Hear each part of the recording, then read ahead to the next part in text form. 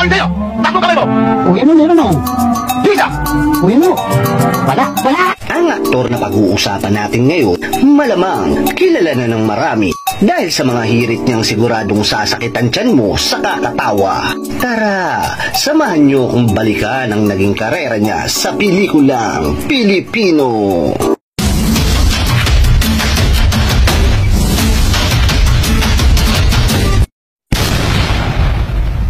Ang aktor na ito ay isa sa magagaling at epektibong sidekick ng iconic comedy trio na sina Tito Vic and Joey. Siya ay si Richard Reyes o mas kilala natin bilang Richie De Horsey. Ipinanganak noong September 7, 1956 sa Manila. Siya ay isang comedian, actor, musician at singer. Napangasawa ng ating bida si Joyce Reyes.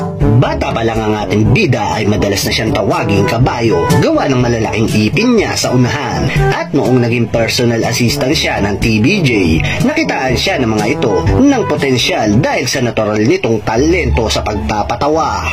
Kaya naman, kinuha ang ating bida sa variety show na Discorama na umere noong 1975 hanggang 1986. Gayon din ang gag show na Todas na umere noong 1977 hanggang 1989 at ang TV sitcom na School Bukol na umere noong 1978 hanggang 1988. Napasama din ang ating bida sa longest running noontime variety show sa Pilipinas, ang Eat Bulaga.